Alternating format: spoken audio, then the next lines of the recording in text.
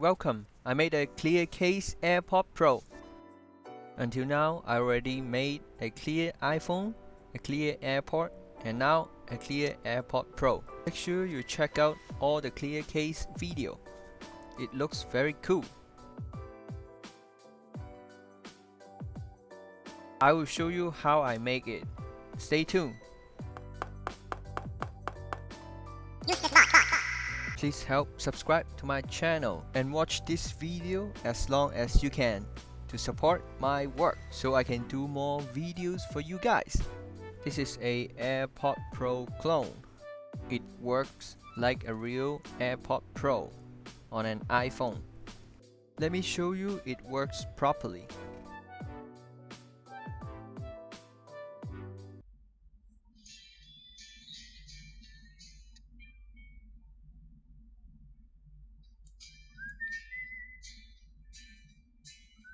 But I have difficulty making the tapping function work, so maybe the AirPod itself is already not functional.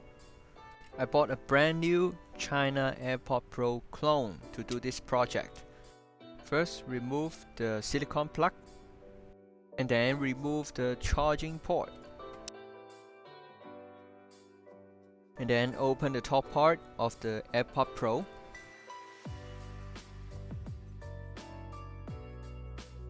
Desolder the speaker to take out the cover, and then desolder the battery.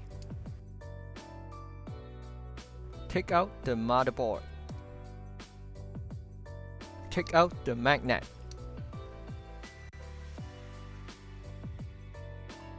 Remove the copper sticker inside for the capacitive sensors.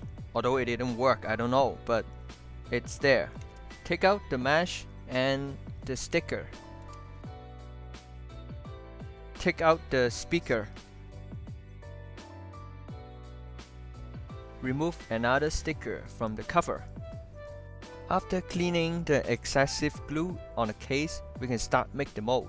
Use toothpick to make the mold runner, and then use hot glue to glue it onto the parts. Using two toothpicks and hot glue to glue a special runner.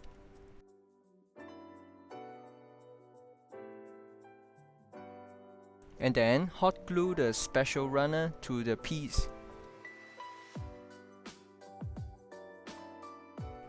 The finished part should look like this. Cut a hole on a clear plastic for pouring silicone and then add some hot glue to fix the runner onto the clear plastic. Using this very good transparent Japanese silicone. This is a very high viscosity silicone, but since I need this mold to be perfectly clear so I can see inside the joining part if they are joining correctly. So even if high viscosity make it difficult to handle, I still need to use this. Because I have another more low viscosity silicone that is much cheaper and also easier to handle, but it's not transparent. After mixing in the hardener, I put it into a vacuum chamber to degas it for 5 minutes. Then we can start the silicone pouring. By tilting the mold at an angle, you can minimize gas bubble. Also pouring the other mold at the same batch.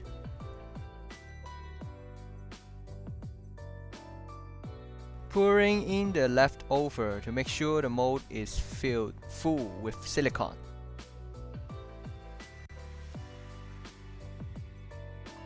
After the silicone being poured, we put all the mold into this compressed air chamber with open function. The compressed air is to take out all the gas bubble inside the silicone. Also can make sure all the details are captured, because compressed air can squeeze the silicone into the tiniest gap.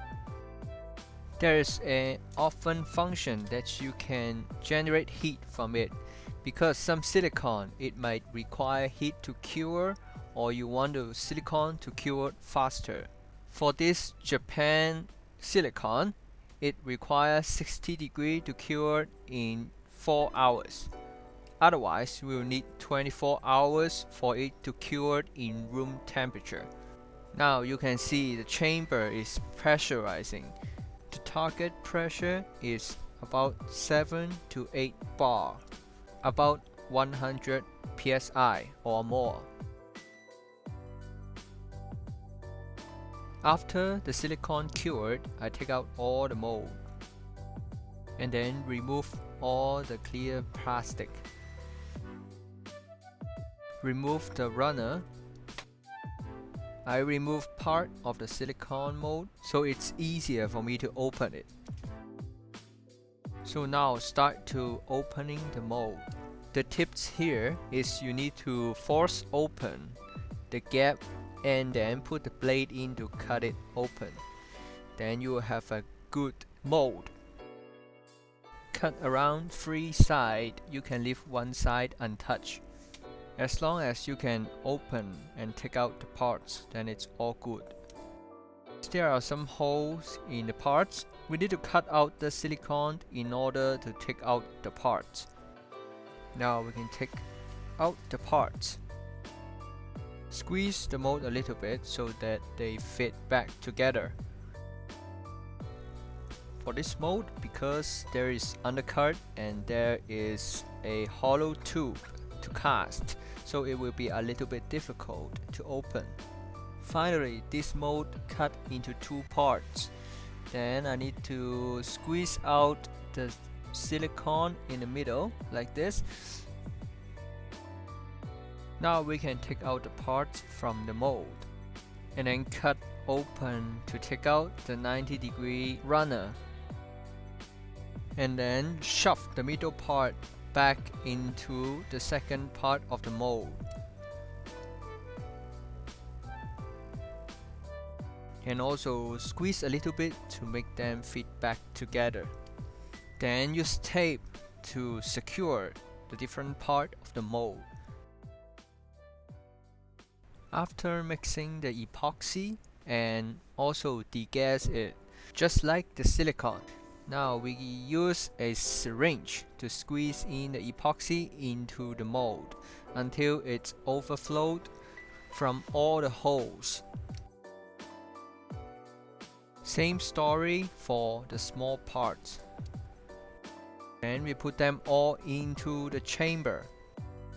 Similarly, compressed air can take out all the gas bubble and make sure all the gaps are filled with epoxy. Also, the temperature helps it to cure faster. This epoxy cured in 1.5 hours under 60 degrees, but it took 24 hours to cure in room temperature. Take out the runner and then open the mold to take out the parts. And then just pull out the parts. It came out perfect without any gas bubbles. But because the original parts, only the outside is glossy, but the inside is a little bit matte and scratched, and also with some numbers. The same story for the small parts. All the parts are ready. Now we can put them back together. Some crystal clear super glue to the speaker and then stick it to the cover part. Stick the copper sticker back to the case. Put the charging port back to the board. Put the motherboard inside the case. Solder the speaker back. And then the battery. Put some glue to the magnet and then put it back to the case. Put the battery back inside and then snap back the cover. And then the black cover.